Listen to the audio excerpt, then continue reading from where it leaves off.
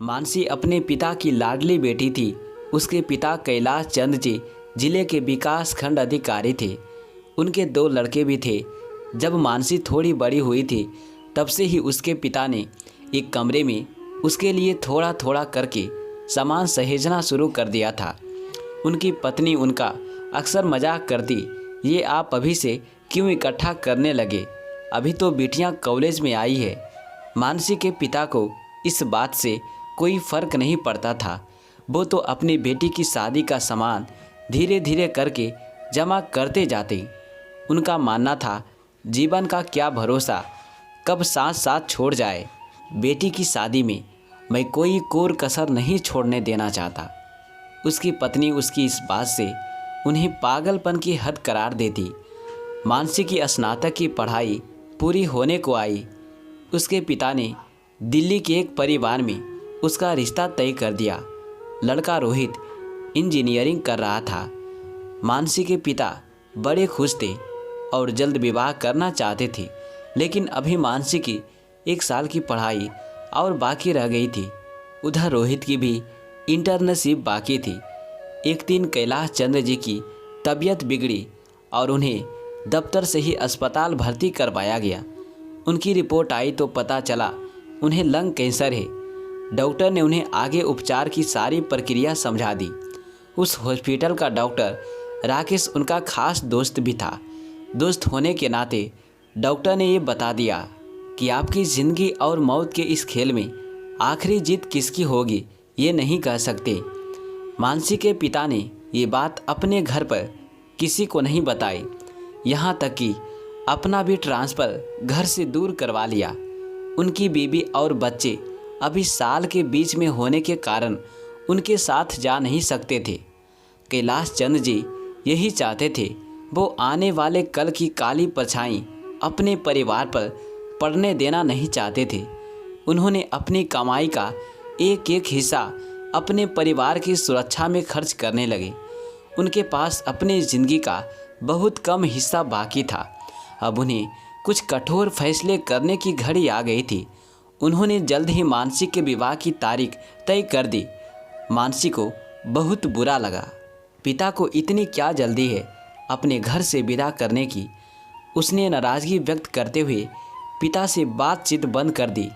मानसी के पिता के पास समय कम था और वो इस बात की भनक मानसी तक नहीं पहुंचाना चाहते थे। शादी के लिए मानसी हॉस्टल से घर आई। उसने पिता से सीधे मुंह बात तक नहीं की। मानसी के पिता उसकी नाराज़गी की वजह समझते थे, लेकिन उन्होंने कुछ नहीं कहा, बस मुस्कुराते हुए शादी की तैयारियों में जुटे रहे। 4 दिन के शादी के कार्यक्रम में उन्होंने एक बार भी चैन से बैठकर सांस नहीं ली। शादी में कोई कौर कसर ना रहे, इस बात का ख्याल रखा गया। मानसी को खूब दान दहेज के साथ उसे विदा किया। उसके ससुराल वाले भी बड़े खुश हुए। इतनी अच्छी खातिरदारी के साथ साथ सबका मान सम्मान भी रखा। मानसी ससुराल चली गई।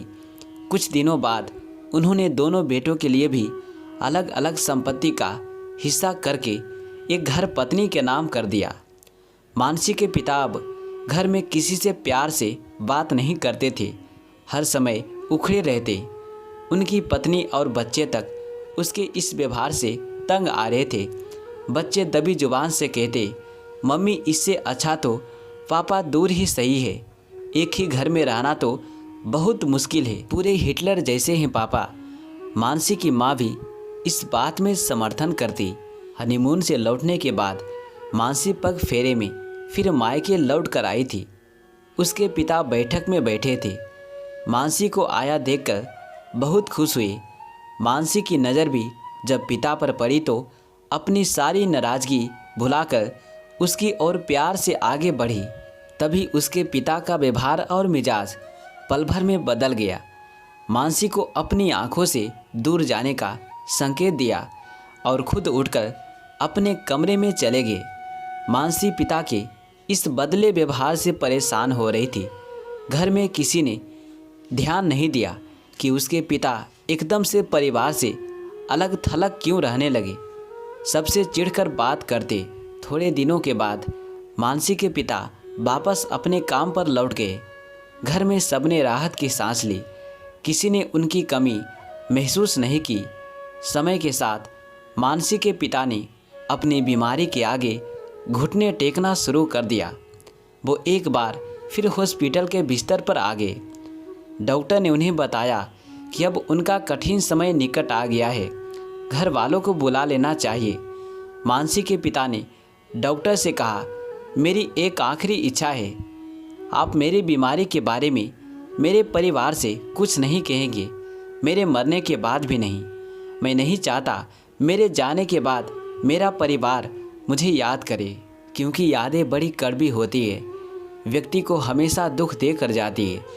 जब मुझे मालूम है मैं ठीक नहीं हो सकता तो इस गम का असर मेरे परिवार पर नहीं पड़ने देना चाहता।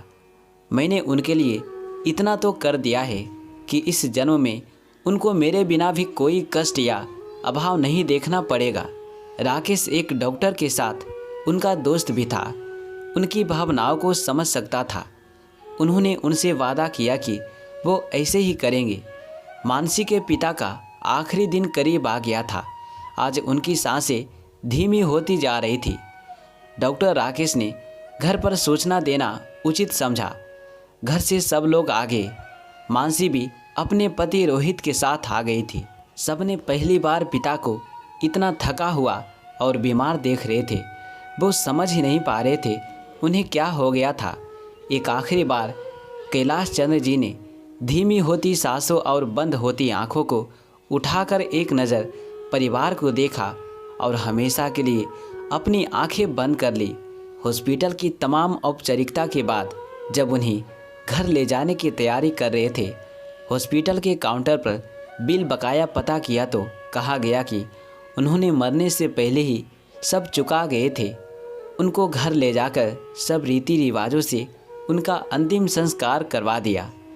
मानसी पिता के जाने के बाद एक बात समझ नहीं आ रही थी। पापा ने जाने से पहले उनके हिस्से में न कोई सलाह दी, न कोई बकाया छोड़ कर गए। ऐसे कैसे हो सकता है? उसने डॉक्टर से मिलकर एक बार पिता के बारे में पूछने का फैसला किया।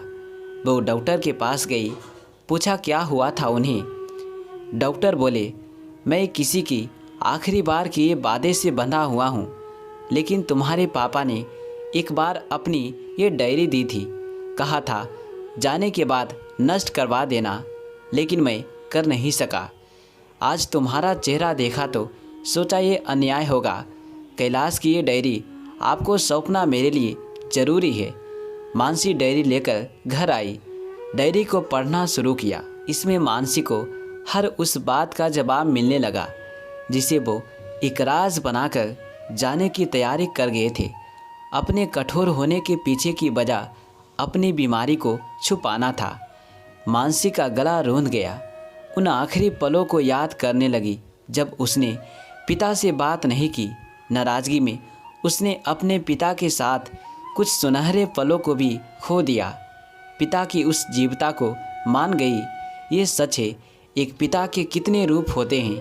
वो अपने दुख सुख की परवाह किए बिना अपने बच्चों के लिए क्या कुछ नहीं करते। धन है ऐसे पिता, उसके त्याग कभी कोई नहीं समझ सकता। जाने के बाद ही एक पिता की असली भूमिका पता चलती है। पिता के कठोर हृदय में प्रेम की अलग ही परिभाषा होती है। मानसी इससे ज़्यादा पढ़ ना सकी। पिता की आखिरी इच्छा थी उनका अपना सच परिवार तक नहीं पहुँचे, जिससे उसको पूरा करना था। डायरी को अपनी याद में हमेशा के लिए सजोकर उसके मूल रूप को नष्ट कर दिया। ये एक पिता को एक बेटी की अंतिम आहुति थी। दोस्तों, ये कहानी कैसा लगा प्लीज़ कमेंट करके हमें ज़रूर बताएं और यहाँ तक बने रहने के लिए आप सभी को दिल से शुक्रिया। Thanks for watching.